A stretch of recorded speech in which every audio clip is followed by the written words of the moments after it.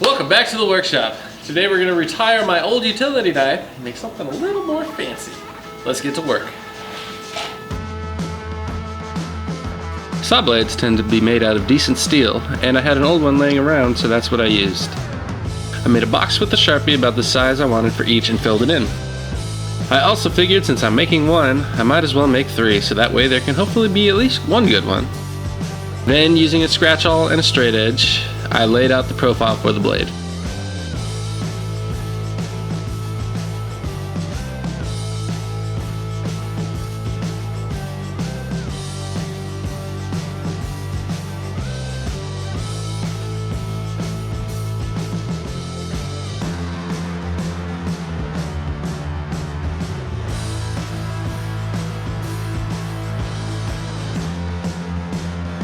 Then, after some cool shots of sparks flying, I had 3 cut out pieces.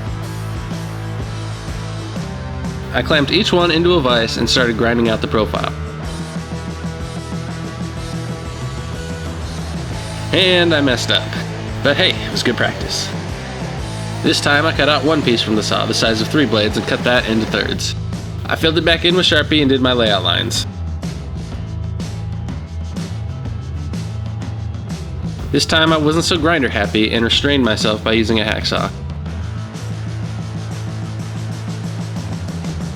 I did grind off the big parts, but used a grinding wheel instead of trying to cut the angle with a cutoff wheel. That worked much better.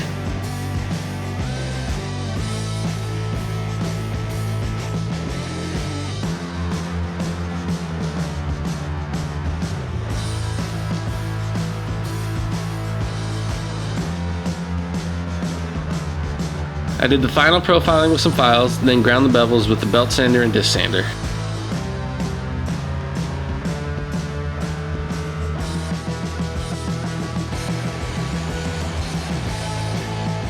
To harden the blade, I used a torch to heat it up red hot and then dunked it in some oil. This makes science happen and makes the steel harder than steel normally is. Make sure you take a whiff of that delicious, delicious science as you're going. After the blades were hardened, I put them in my oven at 400 for 2 hours to temper them. This makes more science happen and the hard metal becomes less hard but much tougher so it can hold an edge. While the blades were tempering, I started converting my drill press into a lathe. Check out this video on the top right for more info on how to do that.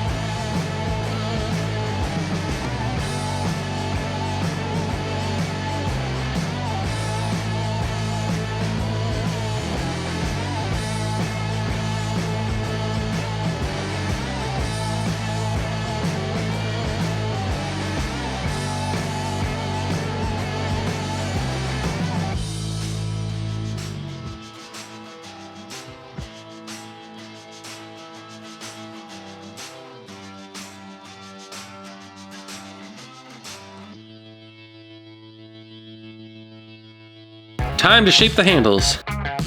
I made 3 handles, 1 maple, 1 cherry, and 1 padauk. My chisels didn't work the greatest, but I found that my Japanese saw file is great for this. It doesn't leave the cleanest finish though, so you definitely have to sand at the end.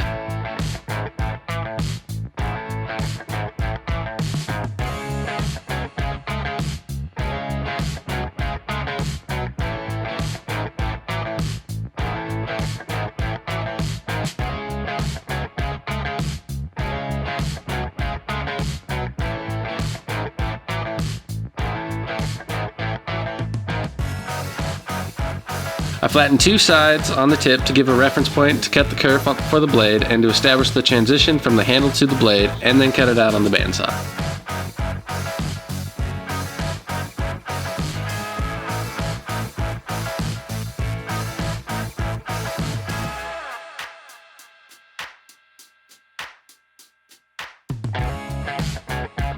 Once the handles were ready, it was time to clean up and sharpen the blades.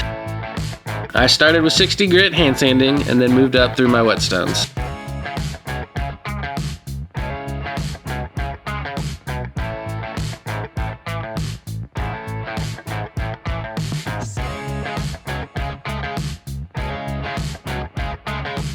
This was pretty tedious, and it may have gotten to me a little bit.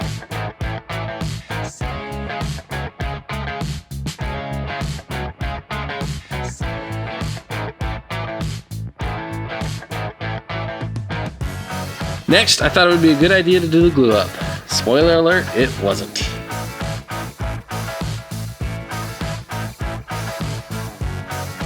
Then, I thought it would be a good idea to do the final handle shaping now.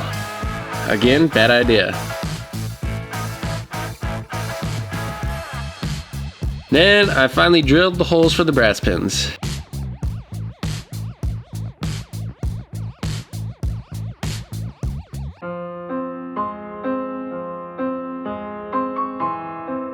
The heat from drilling melted the epoxy and they fell out of the handles. I should have drilled the pinholes first, inserted the pins during the glue up, and then did the final shaping. It was a dark, dark day in the workshop. Excuse me while I shed a single tear.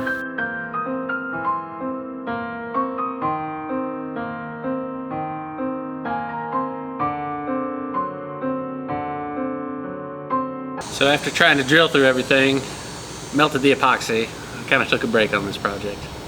But now we're back. Got my blades retempered. Time to polish them up and finish this thing.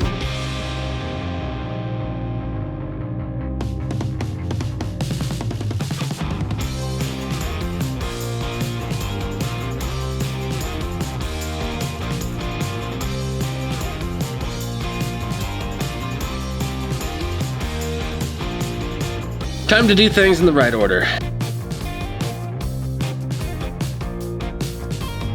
I cut the brass pins to length with the angle grinder. Then it was time to glue it up again, this time with pins. Thank you for watching this far. If you're enjoying this or have enjoyed any of my other videos, can you hit that subscribe button and notification bell? It'll really help me out, and that way you won't miss any upcoming videos.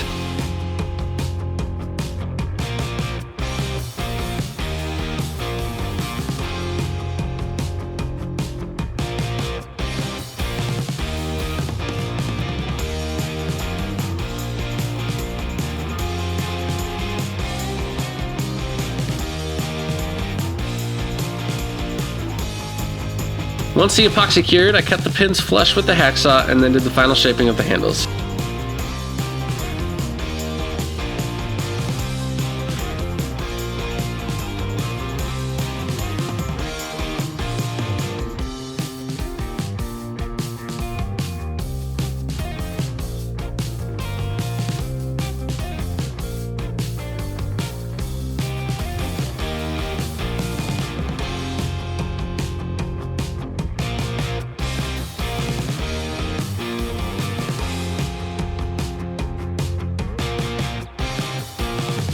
Some hand sanding at the end.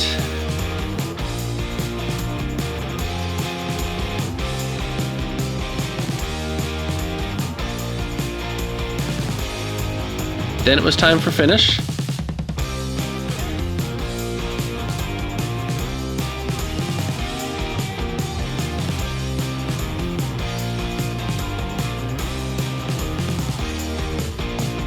And then finally, we did the final sharpening to finally finish this project.